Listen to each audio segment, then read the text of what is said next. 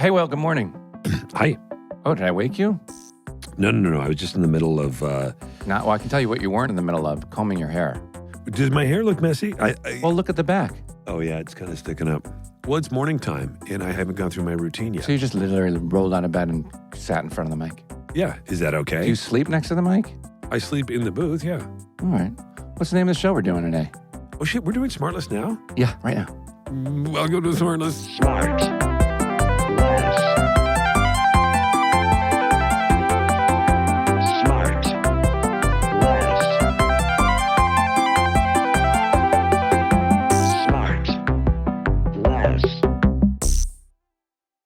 Oh, I got to read this. Wait, well, I got to read this text that Jason sent me the other day. Uh-oh. Okay, so I'm back from Chicago, right? So when I was in Chicago, I'm staying at this hotel, and I put the slippers on that they provide inside the hotel room, and I took a shot of my feet in the slippers, and I said to Jason, hey, dumb shit, is this how you do it, right? Like because he doesn't want to, he has a fear of walking around hotel rooms. Not a fear, just a practicality. Just practice. He doesn't want to walk barefoot on hotel room Same way carpet. I wear shoes on the subway, Okay. Just common It's sense. a little different. There's a lot of traffic in a hotel. Quick sidebar. Yeah. Last time you were on the subway. Yeah. I mean, Okay, we at got our least, answer. Thanks very know. much. Yeah. Thanks for calling. So I texted Michael, I took a picture of it, and in the background of the picture is my tennis shoe with the little orthotic lift in it, because I'm wearing that Quick boot. sidebar. Last time you played tennis. Yeah, you can call them sneakers. Okay. Okay, so in the photo, in the background, is my shoe with the little orthotic lift in it, like an old man. So I go, did I get this? Listener, let's be clear. This is a pad that he straps on to the bottom of whatever shoe he's wearing tennis so shoe. that he can match the height of his unnecessary walking boot that he's wearing because he's got an injured little piggy. That's right. it. That's One right. Okay. small toe that just hurts a little. So in the photo is the slippers, and I say, "Hey, dumb shit, did I get this right?" Like kind of making fun of him, but not really. So then he goes, "You did get the slipper part right, but this is still very, very wrong." And I go, "That's my shoe. Are you jealous?" And he goes, "No, I know. I'm talking about the friggin' orthopedic riser on it." And I said, "I know. That's because of my fucking boot on the other foot, the one I'm going to ram up your blown out asshole." Right. And he wrote, "I know. I'm saying enough. Chop the toe off or develop a terrible limp. It will not be worse than the cruise ship medical wear." Boy, I was hot that night. The cruise ship medical And yet wear. you're still wearing a walking boot unnecessarily. And this one. You're sitting. And This is that, it. come You're on, sitting. Sean. By the way, who said they went on a hike recently with Sean and he wore the boot? Who was it who you went on a hike with recently? But Sean, seriously, do we have an ETA, any sort of prognosis as to when you can stop the nonsense? Does the doctor say you're just stuck with this the rest of your life? No, like 3 months. But I don't care. What do I care? What do I look like? I mean, it's like I get the. Again, one more time on the injury. What is it? It's a little tiny tear on my second toe underneath it. Right, so you have the whole boot. Yeah. You ever seen pictures of guys hitting the beach at Normandy? Yeah, that's me. None of them had a boot. Yeah. So here's the deal. So our guest is somebody that we've all known for a long time and we all have adored for a long time. Andy Richter. It's not Andy Richter. And we love him more than we love Andy. And if Andy's listening, he knows that that's okay. He's a guy who started. He didn't start when he graduated from UCLA. He didn't immediately go into comedy. Chase Utley. He went into not Chase Utley. Fucking Jesus, we're not doing the guessing game the whole time. He went into finance originally. Then he started going to Groundlings and he started performing and writing. Then he got a couple of great writing jobs. He started writing on that 70s show, Third Rock from the Sun. He then submitted and he ended up writing on Letterman. Spike Thurston.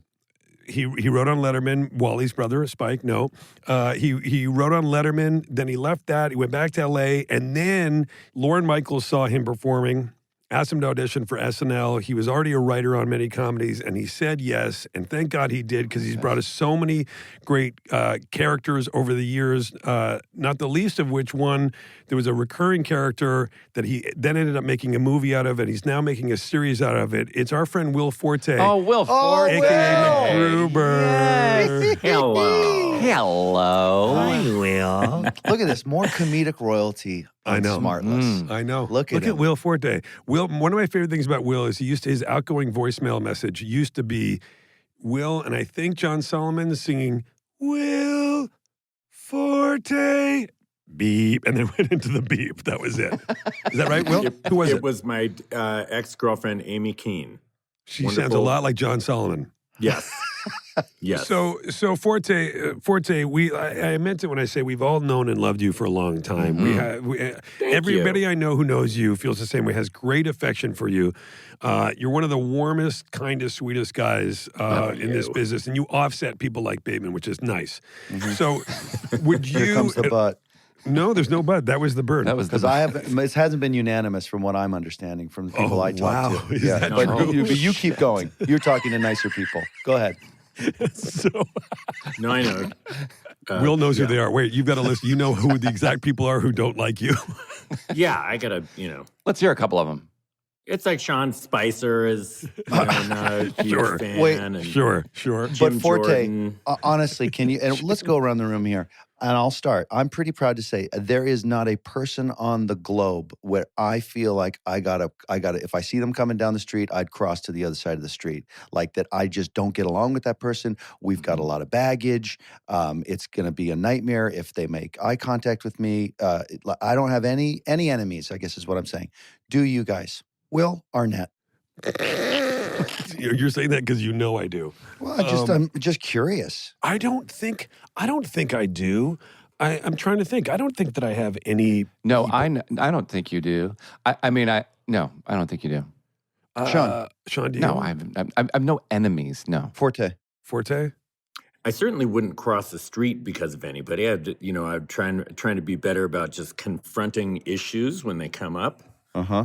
Life is about getting better, and I think for a long time I was, I don't know, just scared about stuff, try to avoid it, but trying to be better. But, there's certainly people who, I don't know, bad breakups or something, which might be an awkward situation, but... Did you used to be the kind of person growing up where you did keep it all inside and you were like, oh, I gotta keep good face and I can't, and then it just bursts out like craziness?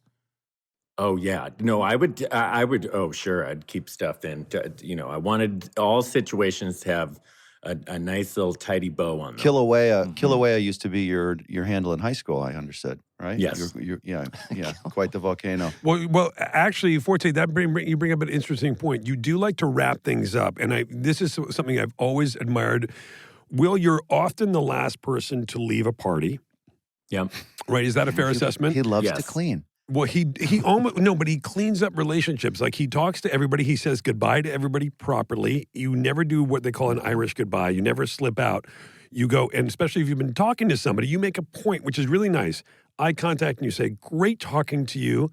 I'll see you later. I have to go." Like you say all that stuff where mostly people would be like, "All right, I gotta go later," Yeah, exactly. If I was the host of a party that would put up a flare for me, I'd be like, okay, this guy clearly broke something really expensive. Well, you know what, Jason? The first time I noticed it was one time there were a bunch of people at your old house, and you're in Amanda's house, and I remember Forte was there. Sean, I think you were there too, and you guys had like a party or something, and I think I was staying with you and Amanda, and Forte was by far the last person to leave. you literally said goodbye to everybody. I was like, it's so funny too, because I think people think it's cool to like stand in a corner and not connect with people or leave early, like you said. Well, I think the cool thing is to stay and be the last person and be gracious and extend yourself and talk to everybody. And I think that's the cool thing to do. Yeah, and that's sort of my point. Will, you always make time for people. You always have conversations that are engaged. You're not flitting around. Like, you engage with people. That's important to you, right? Yes. I mean, sometimes I feel like I've gotten worse and worse at it. I think I would do exactly what you're saying all the time. Now having a baby makes it easier to not feel bad if I have to leave early. There are just times you just have to get out at a moment's notice. And yeah, it was almost an illness how I said goodbye to people at parties. It was like, I'd start saying rounds, oh, I didn't say bye to this person. They're going to freaking hate my guts the next time I see them if they notice that I've left without saying goodbye. And then... And now you're not getting invited to parties because of it. They're like, oh, no. You invite Forte, he's going to stay all night shaking your hand and helping you clean up. And And then I'd do a second round. It's like it was Yeah. so long that I had to re-say goodbye to people. It was almost like a new party I Hey, was haven't at. left yet. We haven't, when we were doing Brother Solomon, which we can get into in a second. Hold for applause. When we were, hold for applause. You're going to be holding a long time. If you're I love holding that for applause. movie. I will say it every time. I know, and you were the first and biggest fan of that movie, Jason. So we were shooting Brother Solomon, and I remember one day I was like, Forte was always like making sure, or he'd leave me notes on my car in anagrams, like really long, right? So, and remember for a while you were speaking in anagrams. Oh, yes. Oh, wow. That was a long time ago. That was a long time. It was like 15 years ago, and Forte would go,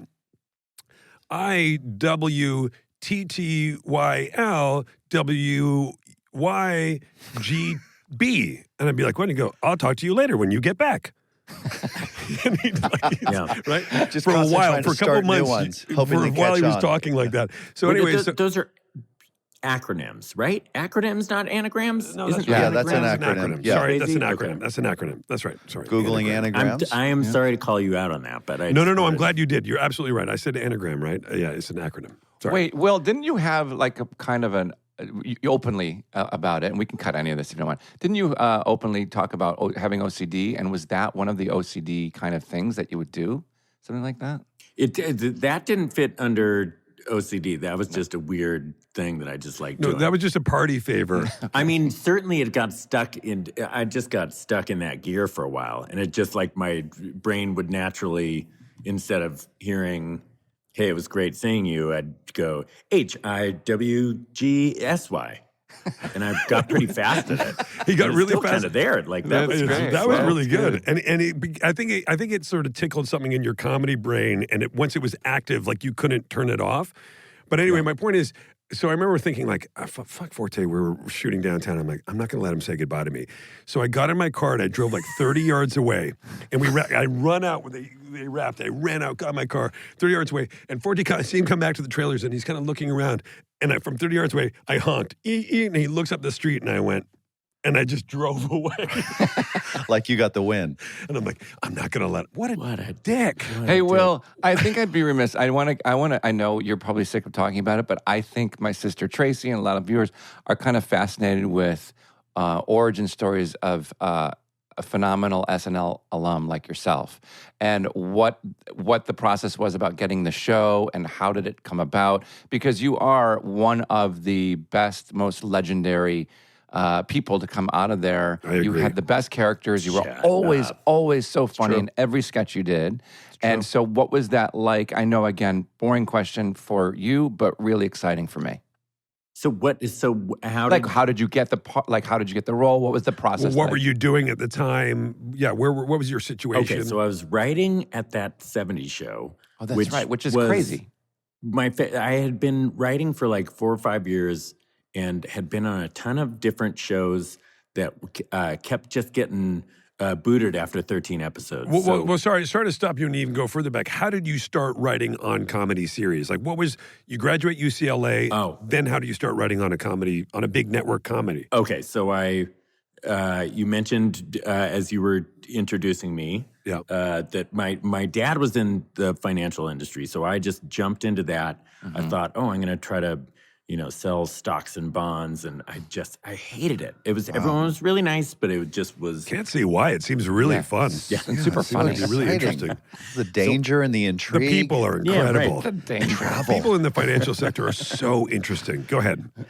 By the way, my dad is in the financial industry. Will. No, Yeah, I know. I have a yeah. lot of friends in the financial industry, and Not they all anymore. know your dad, and they say your dad's really interesting. Oh, so you weren't being sarcastic? No, I'm of course sorry. not. I read that as sarcasm, and I was off. The folks I've met are fascinating. Let's make the record clear. Yes. Yes. Okay, me too. No. Obviously, no. Too Let me late. just say, Dan Dees is the most interesting man in finance. Go ahead. The most. The most. Okay. Okay, so go ahead, Will. So you're working finance. There's some kind of D's nuts joke in there, but I can't. I Dan just D's nuts. Too. Oh, God, that's right. Okay. I How know. about how interesting D's nuts are? Something like that? I'll work Yes, on it. that's- Keep going. yeah, that's Keep going. Yep. Yes. Or hey, Dan D's nuts, right? I mean, there's that. Yeah. Let's workshop it right after this Sure, podcast. sure. So, Will, so there you are. So there you are. there I am. You're in finance business. Looking at numbers, ingesting numbers, crunching numbers. You're standing in front of a mirror naked, and you're like, what do you want to do with your life, What Will? have I done? I just couldn't. Why are you aroused? Go ahead. Yeah, and so I don't know. I don't even know at what point in my life I realized I wanted to do comedy, but it must have been years before. I was, everyone loves movies, everyone loves TV shows, but I particularly loved SNL, obviously, and Letterman. So years down the road, And you knew that you weren't unfunny based on school and whatnot. You're making kids laugh. You knew you had a sense of humor, but how did you channel that into writing? How did you get an opportunity? Yeah, because it's a big jump from finance into being a comedy writer. Yeah. Well, I first started out like, the easiest way where I don't have to put myself out there is to just start writing stuff. So I just started writing with this partner, Ann Blunden. Was my writing partner back then, and now Ann Hutchinson. We're doing a lot of applause tonight. Yeah. And it was just such a great release, too, for this hellish job. And then I started realizing, I think I'd love to try to act out the stuff that I write. So somebody told me about the Groundlings. My friend Scott Thomas, I think, was the first person who told me about the Groundlings. And I went and checked it out. And the very first Sunday show I went to, which is the Sunday show or the newer people. It's like you work your way through the Groundling system, make your way into the Sunday show if you climb the ladder. And the Sunday show is like the minor leagues. And then from the Sunday show, you make it into the main company. And the Sunday show that I saw right before I took my first Groundlings class was Will Ferrell, Chris Kattan, Anna Gasteyer. Wow. I think, but no, Parnell was not. No, Parnell. Yeah, Parnell. Yeah, that makes sense. It was just this amazing group of people that I had no idea. This is going to be like the future of comedy. Yeah, that's insane. You just started seeing this really funny show, and I said, this looks like fun. And they were probably hilarious. Oh, they were amazing. Yeah, of course. And there were a ton of other amazing people. That's the craziest thing about it. Like along the way, you go through the whole Groundlings. Some of the funniest people didn't make it. It's just there's such a luck element to it as well. Yeah. And we will be right back.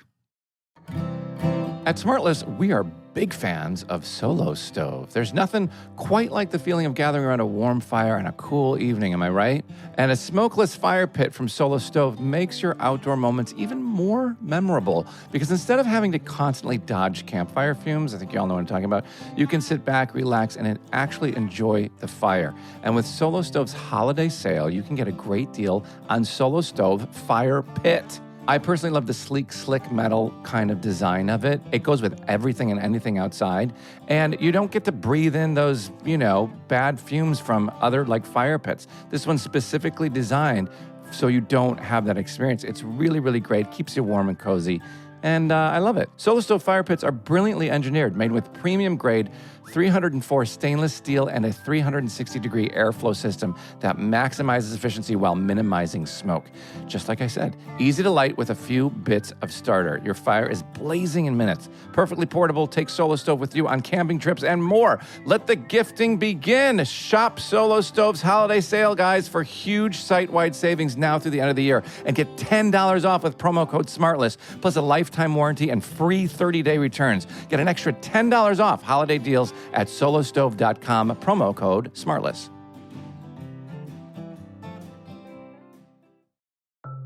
This podcast is sponsored by BetterHelp Online Therapy. Being a human is exhausting, and that's for everyone. Life takes its toll. Well, being a human listening to you is exhausting. It's what you would call a common stressor. One common stressor is how we give away our power. That's true. Yeah. Can you control what someone else does or what happens to you? Nope. No, but you can control how you choose to respond. I love that. I love that idea. And that is how you keep your power. And therapy can help you learn this. Yeah, thing. I use therapy all the time, and it always works. It's so great to get out everything you want to say safely and confidentially. It really works for me. I do it all the time. Yeah, it's not magic. It's just learning what you're capable of. And as our resident therapist says, when life gives you lemons, you can either make lemonade or squeeze them into your eye. That would Your be choice. good. BetterHelp is customized online therapy that offers video, phone, and even live chat sessions with your therapist, so you don't have to see anyone on camera if you don't want to. Yeah. And it's much more affordable than in-person therapy, and you can start communicating with your therapist in under 48 hours. Yeah, so go make some lemonade, but don't squeeze it in your eye. Okay, I'm gonna put these lemons away. Yeah, put them down. Yeah, SmartLess listeners get 10% off their first month at betterhelp.com/smartless. That's BETTERHELP.com/smartless. This episode of SmartLess is brought to you by McDonald's. You know, Will and Jason know this, that this is Sean, by the way. Scotty and I, eat McDonald's frequently. We grew up on it. It always tastes great. It's, everybody loves it. Who doesn't love it? And I always text him my order, even if we're standing in the same room. If he flies, I buy. And if I fly, he buys. It all comes out of the same account. But anyway, I text him my order because it's so easy. In the car, he just reads the text of my order, and I always order McNuggets as a side thing for my burgers. That started years ago. And I always get an extra side of sweet and sour sauce. Because when I was like 12, I tried them for the first time, and I was like, my brain exploded with excitement, with all the flavor and the taste. I love it. And Big Mac, I always order no pickle, extra ketchup. I know, I like ketchup on my Big Mac. And quarter pounder with cheese, I order the same way. No pickle, extra ketchup. McDonald's, everyone has an order. Go get yours today. And now back to the show. So then there at the Groundlings, there's some sort of a scout perhaps from 70 Show or some sort of group? How'd you get that packet in there? No, as I was doing Groundlings, I was still trying to write stuff. I met Matt Rice is my agent. He had taken me on Matt Rice. He's a friend of the show. Matt Rice is a friend. Yeah. He's so I went to UCLA with him and dated one of his very good friends, Amanda Glazer. Right. And so met him. Do you cross the street when you see Amanda Glazer? Or no, you guys. No. For sure. No, same side of the street. No. He says I think we're on good terms, at least. No. We haven't talked in a long time. Well, she'll reach out to you after this for sure. Yeah. But I think fondly of her and hopefully check your voicemail. Yeah. So anyway, we had known each other through Amanda, and also we were in fraternities. I was a fraternity guy, and he was a fraternity guy. We'll double back to that. Boy. And so we were right next to each other. Really quick, I just went back at the Groundlings. We have a mutual friend, Carrie Aisley, and she was telling me one thing that you used to do where there was a sketch where it was a spelling bee, and you just spelled a word and didn't stop for like 10 minutes and just picked random letters, and it went on and on and on. Yes. Yeah. It was, they'd let me do it at SNL finally. They did? Put it up like 5 times, and finally, I think just to shut me up and not have me put it up at the table reads again. Did it make the cut? Did it make the show? It made the show. It turned out doing really well. Can I just say in the middle of this as a sideline, this is on this topic of finally, Will put it up 5 times. During the writer's strike in the end of 2007, early 2008, they did a show, a live SNL at UCB at the old theater on 26th Street. And because they weren't airing any shows. So they did a live SNL, not for broadcast. Mike Cera was the host. And basically, they just picked sketches that had never made it to air. Mm-hmm. That were like favorites of the cast and the writers and everybody, but that had never been picked. And I don't know, there were probably 8 or 9 sketches. And if there were 9 sketches, 8 of them were Forte sketches that were all cast and writer favorites because they were so insane but couldn't make it onto the air because the subject matter was too hot or whatever, or they thought they were too esoteric or, by the way, just too funny. And of course, it was an unbelievably hilarious show. Will, that was, all time. That was a fun night. Oh, that was an incredible night. Anyway, sorry. I'd love to have seen that. So, Will Forte, with all of this comedic brilliance, and you don't have to agree with it, just plug your ears. What do you feel like where does it all, what's your outlet for all that stuff? Because you've got more in your brain than opportunity could possibly satisfy. So where is it going all? Where do you like to point it? The SmartLess podcast. Yeah, good answer. Next question. Really good answer. Yeah, number 2. Wait. So, Will, I do want to get back to, sorry, we've taken you on so many tangents here, but so you're doing this, you're doing the Groundlings, whatever, you have a friend, you've got a packet, you send it to what? You just send it to Carsey Warner care of Radford Studios. I had done these weird cartoons. So I did these weird cartoons, showed them to Matt Rice. That was what made him say, "Oh, I think I want to sign you." And back then he was like, You're talking about sketch cartoons like New Yorker cartoons. yeah, basically. Well, Gotcha. it was called 101 Things to Definitely Not Do If You Want to Get a Chick, and it's just a bunch Love of it. dumb. I'd like to see blunt, that. Like, do not kill their pets. Right. Do not, It's a good, by the way, it's a great Yeah. note. Good one. One to live by. just a bunch of really weird stuff, and it was, So anyway, this thing got me my first couple jobs. This packet of sketches, and so right as I had just made my way through the groundling system, got my first job at the Jenny McCarthy sketch show. What? Whoa. That was on MTV, Yeah. and then went to Letterman from that. Oh, I'm so sorry about. No, I love Oh, her. This is what 8.5-month-old kids do. Yeah. You're just, you know what you are? You're just a pacifier away from peace. Just, they're plugs, little I am corks. so sorry. Okay. Don't ever apologize, Will. So sorry. Not for that. Apologize for a lot of other stuff. No, that little asshole needs to Oh, hang on, Will. learn Jesus. to. Jesus, Will, your mic is still on. No, I know she needs. We put headphones on her so she could listen. Oh, she's listening to the podcast. She's quiet 'cause they give her the. She's got notes. So went to Letterman from there, and this was working my way. How up. was Letterman? I mean, was that a dream come true? It was the dream come true. It was also, it was my second job.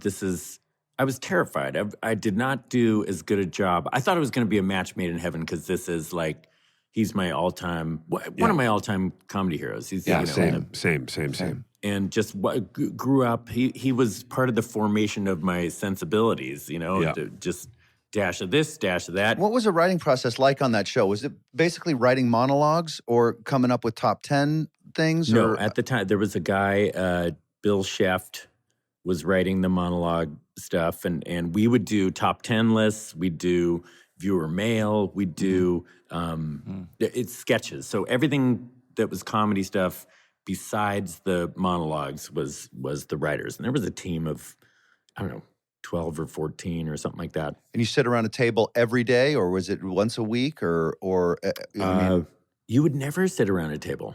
You would write stuff in your office, and then you'd turn it into, some thing on a door. Oh, really?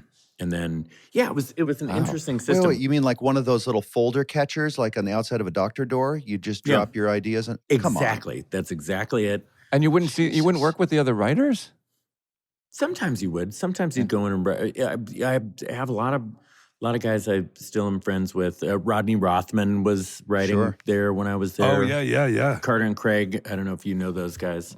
They were good friends. Everyone was really. Did Glazer write on Letterman before Conan or no? I don't think so.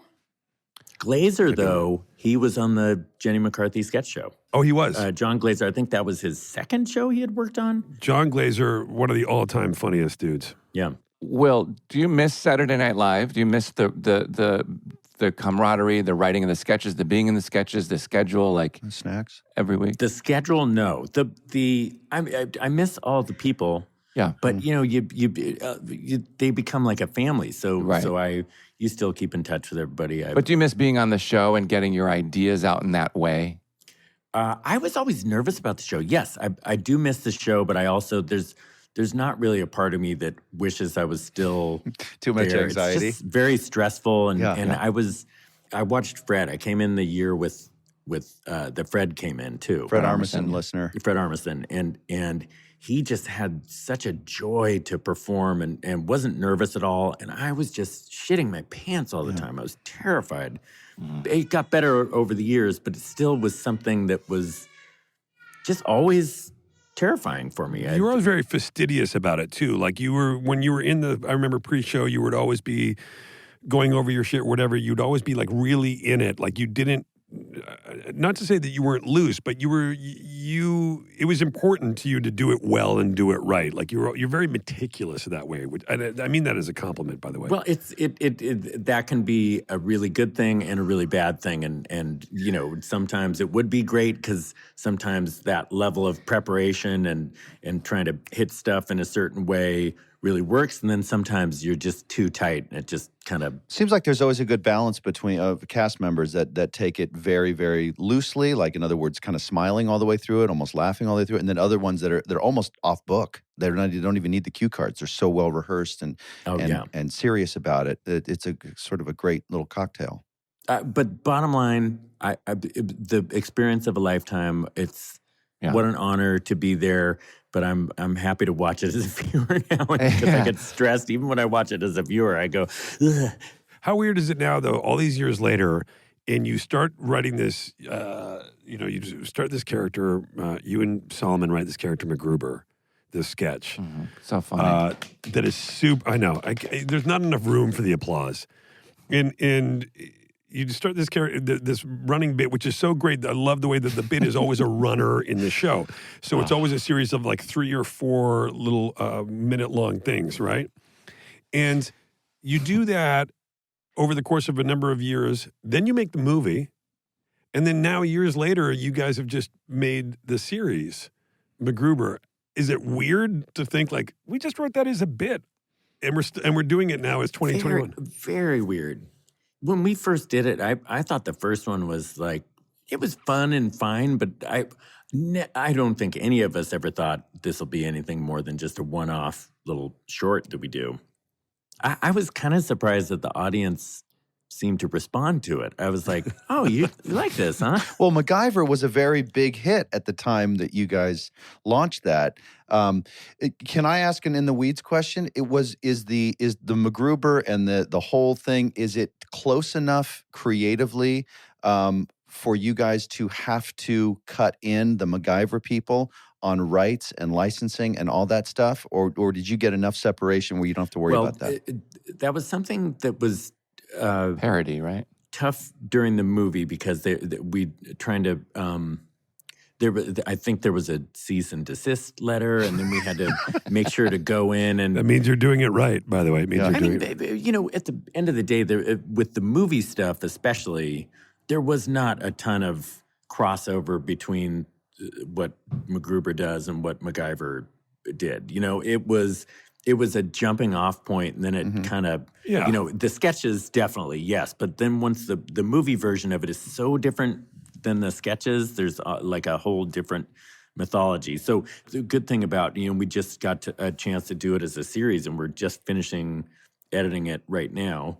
But early on when we were trying to do this, the MacGyver people gave us their blessing, and so that was an awesome thing. That was just like a green light, and we didn't have to worry about it. One of my favorite quite literally, cinema scenes of all time. Can I guess what it is? And it's so Forte, it's beyond belief. Yeah, go ahead and guess. Is it when he pulls his pants down in front of Ryan Phillippe, crying? No. That was so Sean. funny. Sean, get up and hobble into the other room. Push your chair away from the table.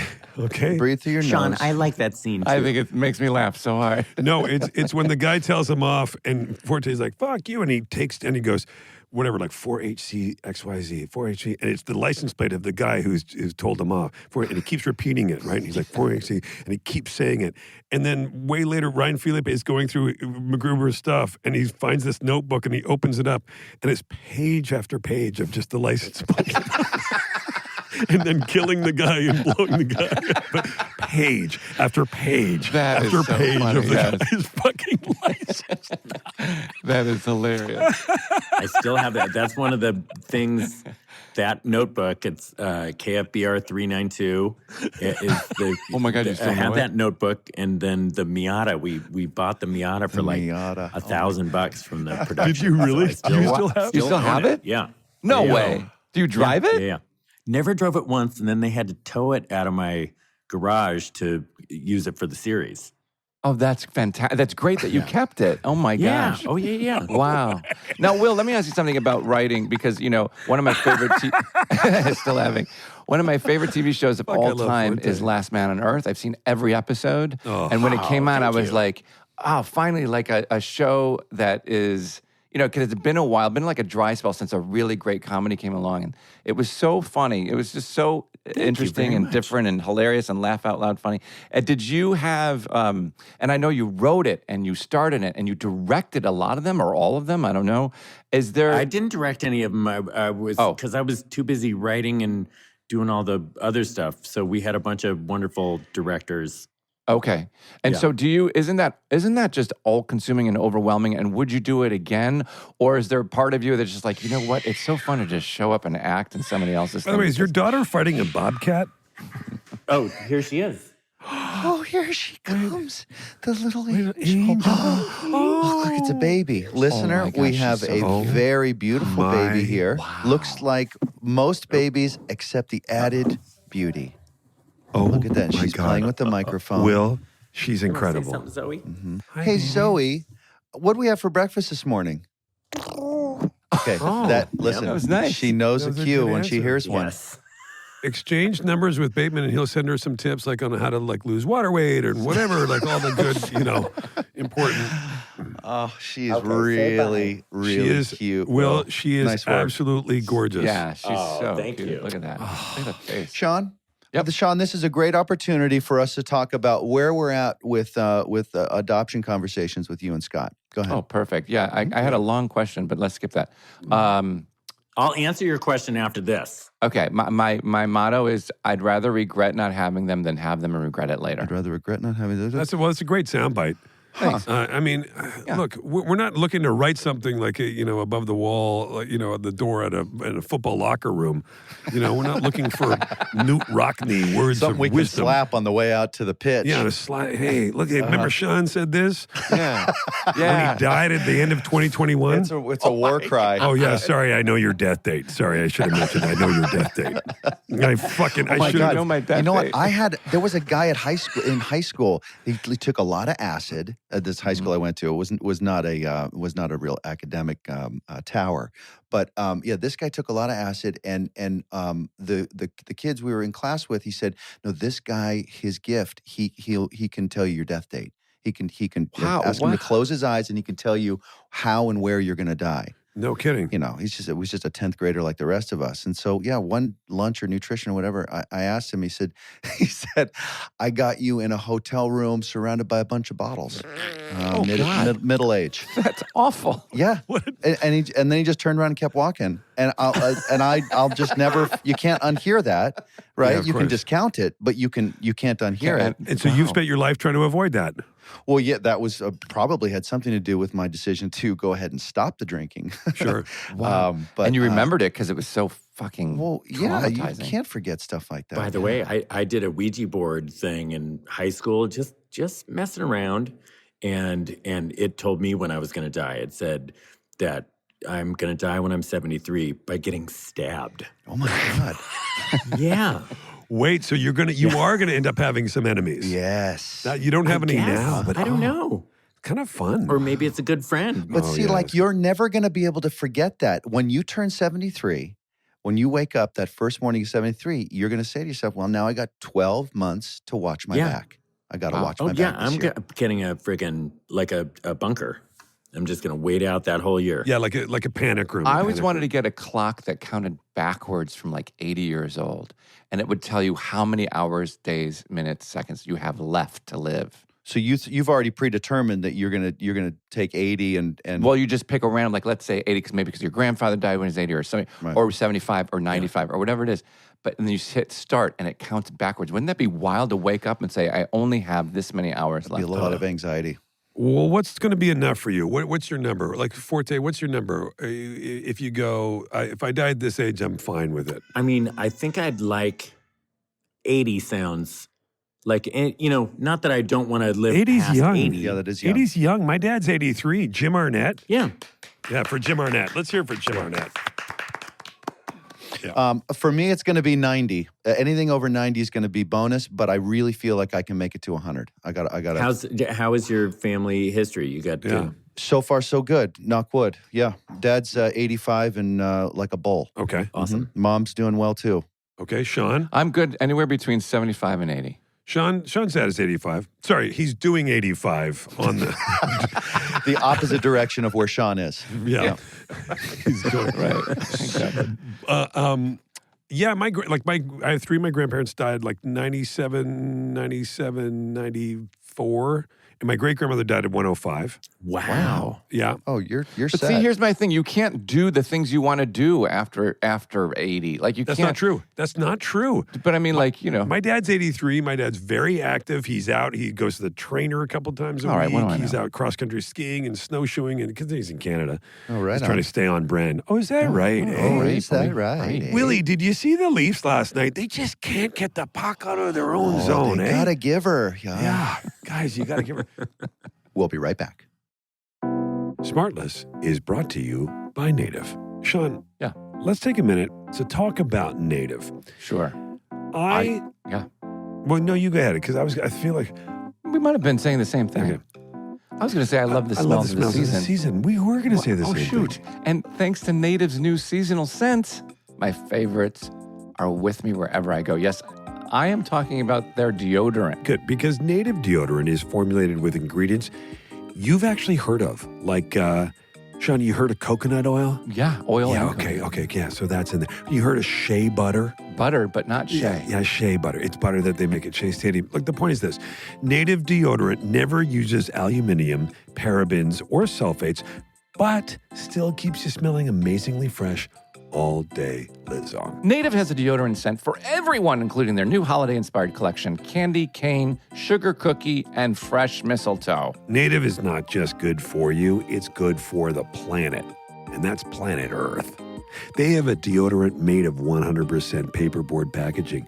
They're vegan and never tested on animals. They have over 15,000 five-star reviews. I know you're going to love them too. Once I started to know about the difference between deodorants and the ingredients, I thought, why would I ever go back to old school deodorant where I'm just kind of running the risk of, having a bunch of ingredients that I'm not sure about when I can have Native. And we all thank you, Will, for loving Native. Right, because of my reduced BO. Right. Keep the sense of the season with you. With Native's limited time holiday scented deodorants, go to nativedeodorant.com and use code SmartLess to get 20% off your first purchase at checkout. That's nativedeodorant.com, code SmartLess for 20% off. Nativedeodorant.com, code SmartLess.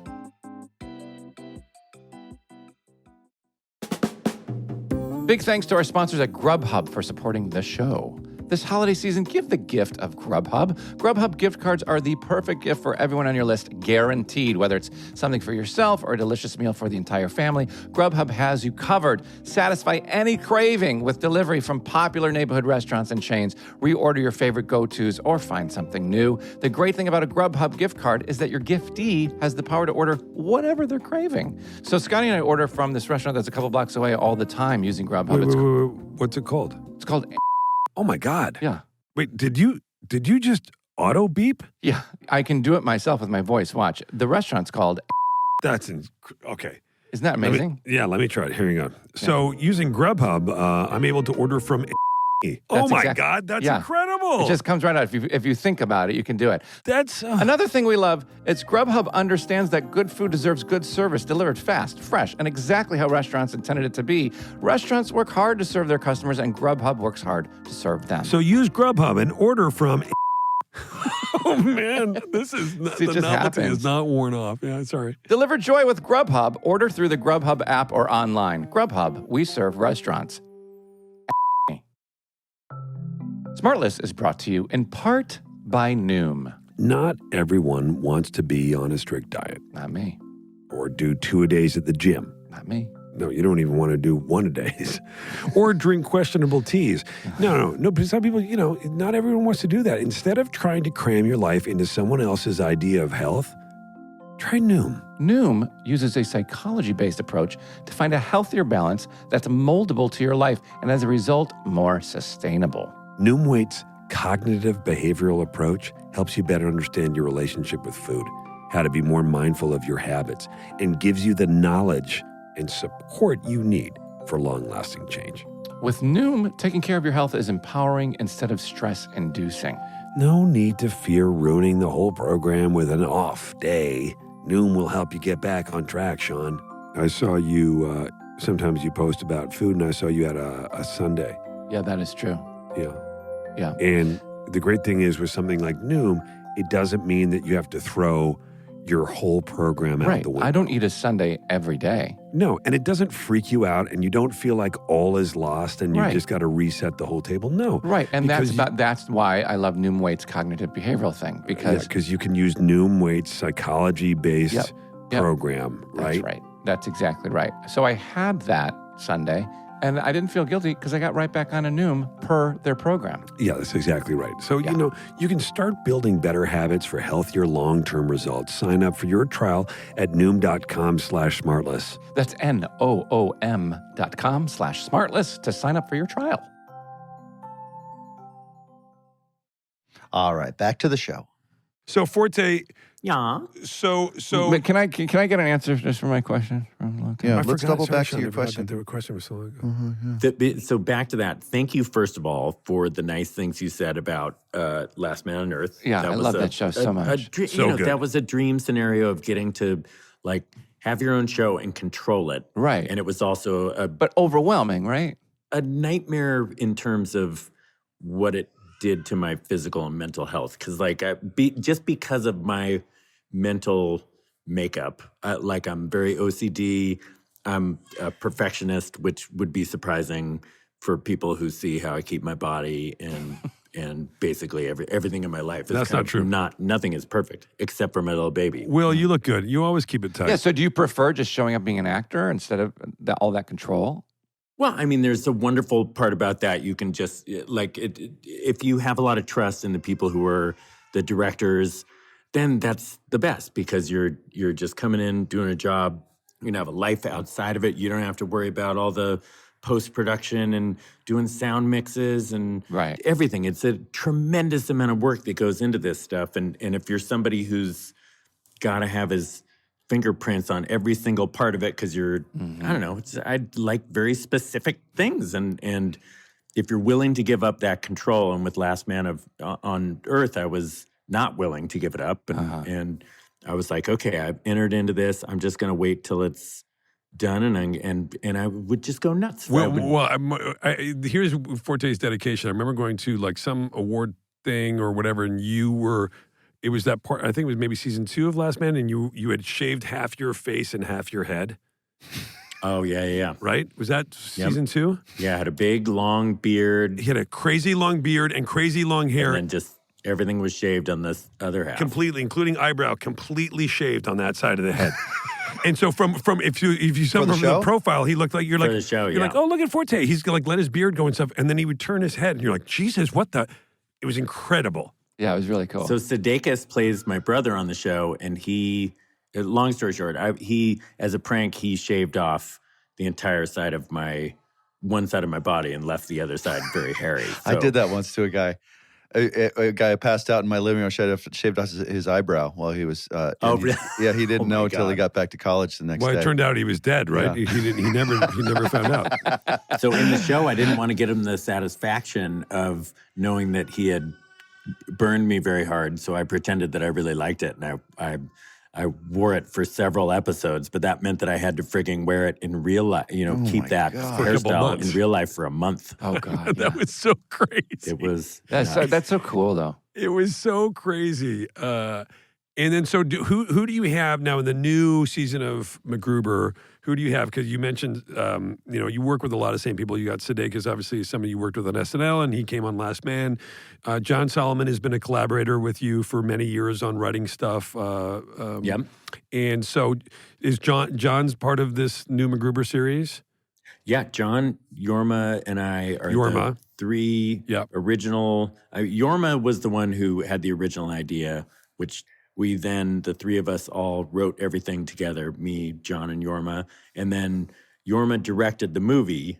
People would know Yorma for Tracy in Wisconsin. Yorma is one of the Lonely Island guys and wrote and directed and performed in many sketches, especially, they started those digital shorts at SNL. Yeah, Andy Samberg, Dick in a Box. Lonely Island. Yeah. With Ciccone, last name?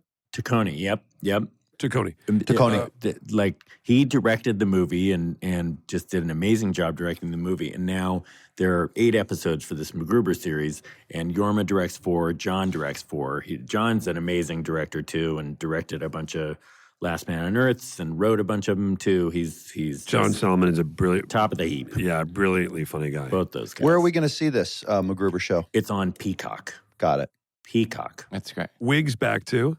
Wig is back. Yeah, Wig is so. Kristen Wiig? The 3 main Wiig, people, me, Kristen Wiig, Ryan Phillippe, are all back. And then Lawrence Fishburne has a big part in it. And Amazing. Billy Zane is the bad guy. And Sam Elliott plays my dad. Wow. Oh, my God. Yes. They're all amazing. Lorne Michaels still collecting a fee for this, yep. Yes. Oh, yeah. Lauren, it was so fun. Good. He makes this whole thing happen. Like, Right. people, I mean, as you would imagine, this show just came, or the movie came out and just shit the bed so hard, just incredibly hard. Yeah, and Lorne's basically, 3 of the 6 feathers on the Peacock. I mean, he is Mr. NBC. Yep. He's amazing. So he's, obviously none of this would be possible without it. I mean, none of my whole career would be possible without him. He's everything I have. Yeah. I thank him for. But well, he's got good taste. He's always been a champion. You really tickle him. I think he legitimately loves you. I love him. He's wonderful. So it's yeah. I mean, I hope I look back. My answer with Saturday Night Live, I hope, yes, I am happy to be away from the stress of it, but God, what an honor to be a part of that show, and so many fun, wonderful people I'm still friends with. Mm-hmm. Yeah, I told you earlier, Letterman and SNL, those were like it's incredible. Those were part of what molded my sensibilities, and then to get a chance to work at both of them is, that's amazing. It's a blessing to be able to work at just one of your dream jobs. I got to do 2 of them. Yeah, not a lot of people can say that. What kind of stuff do you want to do now? Now you're on the sort of the tail end. Maybe you'll do more MacGruber after this. I'm sure it's going to be amazing. We know that that you want to live at least another 30, maybe 40 years. We never got an actual answer out of you. But well, I'm 51 now, and I have 22 years left to live. Oh, okay. Right, because you're getting stabbed at 73. Right, because of the stabbing. Yeah. Mm-hmm. So what are you going to do for the next 22 years? When my daughter stabs me. Oh, no, you think it's going to be her? I think it's going to be Zoe. And I'm kidding. That would be great. Let's get another look at her. Let's see if we can see the rage in her eyes. Oh, my God. She just came in the room. What do you, but I do want to get back into, where do you see yourself? Like, what do you want to do? Do you want to write more movies for yourself? Do you want to do sketches? It's such a weird time in showbiz, right? I mean, do you want to? I'll tell you, like, as I said, it's all gravy. If I could have stopped after SNL, everything after SNL was gravy, then, I mean, getting to do that movie Nebraska, Yes, I would have never thought I'd get a chance to do something like great. that. Do you want to do more stuff like that? Oh, sure. I mean, I'd love to do everything, but the main thing, I just want to be in a situation where I can spend a lot of time with her growing up and and do something, where you can be around her. And no family's important to you because you're very close. Because I know you're really close to your mom and your dad. Oh my God, your mom. that is okay. That's so, a good. So let's talk about your mom. I love your mom. First of all, I have an idea, but by the way, well, go ahead and tell everybody about my mom. Then I can tell you my idea. Yeah, Will, let's hear about his mom. Well, his mom's incredible, Patty. She's one of the nicest people ever. She's got a lot of ideas, right, Will? Yep. She's got a lot of ideas. She's Patty with an I or Patty with a Y? With an I. Thank you for asking. And she's such a sweet, open, kind, warm, loving person. And you guys are really, really close, which I love. About one of the things I love about you instantly is how close you are with your family and close you are and good you are to your mom and she to you. And it's just a great example of, and she's, she knows that she's such a big part of your life. And everybody who knows you and who's friends with you knows your mom. Oh, yeah. And it's really awesome. And she's the best. I mean, she's just a magical woman. She is, if you are somebody who doesn't love, not just like, but love my mom, there's something wrong with you. I agree. You're just somebody I don't want to be around. She's an absolute delight. I've always loved your mom. But she does have a bunch of what I would say are very shitty ideas, just a bunch of shitty comedy ideas. And so she would always, when I was at SNL, she'd always say, "Oh, Carol and I were talking, and I have a great idea for this." And then just say this pretty bad idea. And I'd say, Mom, save that for the Patty Forte sketch show. So eventually I was like, that had happened enough times that I'm like, I got to do a Patty Forte sketch show. So soon as time kind of opens up, we're going to do a thing which is basically it's a show which will follow her making her own sketch show. I mean, she will write everything. She will make every decision. And so I'll kind of be in there, just like guiding her along the way, like, well, I don't think that's a great idea, but if you want to do it, and she and her friend Carol are going to write all and she's 70, she's about to be 78, and Carol, I think, is 80 or 81, and they're going to frickin'... You're anticipating this huge comedic train wreck, and that will be the fun of watching this slow-moving collision with... Oh, my God. It's gonna be... That's Zoe looking at dailies. It's just going to be so amazing because it would be, you'll kind of follow the process, and then the very end of each show will be the actual sketch that she's created. That's actually a really funny idea. It's incredible. I remember you told me about that a while ago, and you asked if I, and I said yes, and I'm still yes. Oh yeah. So each week will also that sketch will include, some kind of comedy heavyweight, then I've asked Will to be in them. Oh my God. In addition to a comedy heavyweight. Jason, Sean, if you guys would ever want, it will make it very easy for you. Just a couple hours, busy. Pop in, be in a sketch with Patty Forte and Carol. Anything you want. You're busy? Wait, Jason, are you saying you're very busy? No, I think that was what Sean was going to say. Yeah, anything you want. Anything you want. Yeah. I'm with Arnett. What do you need? My 3 rules are: where do you want me to stand? What do you want me to say? And what do you want me to wear? Okay, we'll get to that later. I mean, I don't know. Patty will tell you. Where do you want me to stand? What is it, Sean? Where do you want me to stand? What do you want me to say? What do you want me to wear? And I'd rather regret not. This is in addition. How long is this quote of yours? I'd rather regret not having where you want me to stand than to never regret not what you want me to wear. Yeah, that's exactly right. That's in 5, 4, 3, 2, 5, 6, 7, 8. All right. Forte, let me just say, again, you're one of my favorite people. You're so delightful. Every time I see you, if you text or you call, it just, even when I don't talk to you, I just get that feeling. I'm like, oh yeah, Will Forte. Mm-hmm. I'm so happy you're in the world. You know what? I feel that way about you guys. I was very excited to come on here because it's each of you individually are so wonderful, and to have you to in this unit is just like it's almost too much for your eyes and ears to handle. Thank God we're not in the same room together. No, I know it would be too electric. It'd be far too electric. I loved seeing you and hearing you, talking to you, Will. It's been very, very too long. Yes. Yeah. Well. Hopefully, I'm in Atlanta right now, but when I get back to Los Angeles, maybe we can all. Forte, together and hang out. I want to give you the opportunity, Forte, to say goodbye to each one of us individually. Go ahead. Okay. Me first. Jason. Hi. It has been very nice talking to you. I appreciate the nice things that you've said to me, and I'm sorry that I could not have been a better guest for you today. Well, I'm so glad that you came, and this is now, and I will improve. I will take steps to improve for the next time I'm on if I am ever given the chance. Okay. Really? I love you. Say hello to Amanda for me. Will do. And your girls. And then Sean. Yeah. My husband's name is Scotty, if you want to just Scotty. Yeah. Beam me up, right? Nice. Wonderful. Really wonderful. Thank you. And that's it.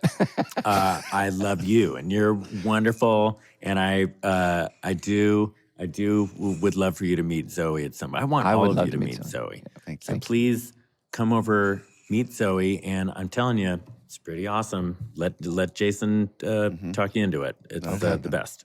Okay. But if you make the decision not to, you're wonderful. Thank you, Will. You're wonderful. Thank you. I feel the same about and you. And it's the right decision, whatever you do. Lovely. Will, we've of all 3 of us, we've spent the most time together. You're like a brother. You just mention Arnett's name and Zoe goes off again. I think that this is what we've identified the problem. She wishes I was there. Yeah.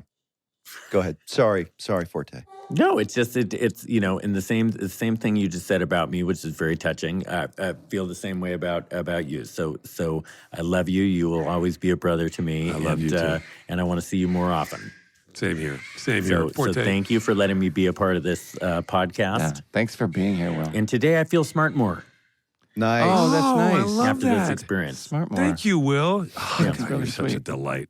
Such a Will delight. Forte, thanks for your time. Thanks for your love. Thanks, pal. We love you. Love and you, have pal. a great day, and love to Zoe and everybody. Thank you. Love you guys. Thanks, Forte. Love Bye, you, pal. Forte. Bye. Bye, William. Ta-ta. Boy, another world-class prick. I mean, right? Did you just feel the anger I and the know. hostility? Not one nice thing out of his mouth. Forte he really is. He's one of those people. I hope you guys feel the same way that when you see him, you light up because he lights up. He just exudes positive energy. Can't see him in a bad mood. No. Armisen the same way. It's amazing that those two were. They were a little bit of a duo on the show. Would you agree? Yeah. Mhm. Yeah. Yeah. They Kindred spirits. kindred spirits, different, but came in. Obviously, he said came at the same time. Yeah, they were very kindred spirits. I didn't know he wrote on all those things. Like that's Yeah. that blew my mind. I was like, wow, I find that fascinating when people have this history of being in the business before you get to know them as a fan, you know? Like he wrote on all of those TV shows, not just that 70s show, but so many other TV shows. When we did the Brother Solomon, there was produced by our friend Tom Warner, great guy, and I know Tom Warner, one of the all-time.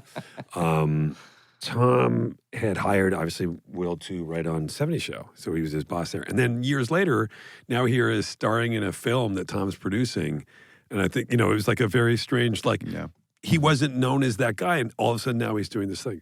Yeah, very cool. I know. So delightful to have people like that on, right? This is where Sean's brain goes to buy right now. I know. He's You know already what? starts to It's formulate. 3, 2. No. You don't have to. You don't have to just cry. He's not. Oh, we've done take a big bite out of the apple. We've done that. We've done a Biden thing. Did you see the way Zoe almost bited the microphone? No. Here's the problem, because I notice, I don't know about your guys, but I wear my glasses whenever I can, but then I have to, the reading glasses, I take them on and off. And there you go. what I really need are a pair of. Bye, It's the best one ever, Arnett.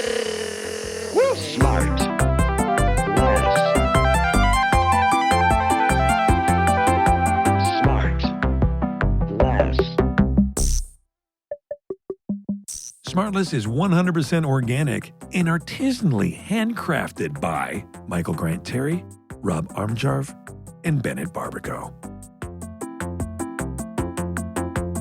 SmartLess. Our next episode will be out in a week wherever you listen to podcasts, or you can listen to it right now early on Amazon Music, or early and ad-free by subscribing to Wondery Plus in Apple Podcasts or the Wondery app.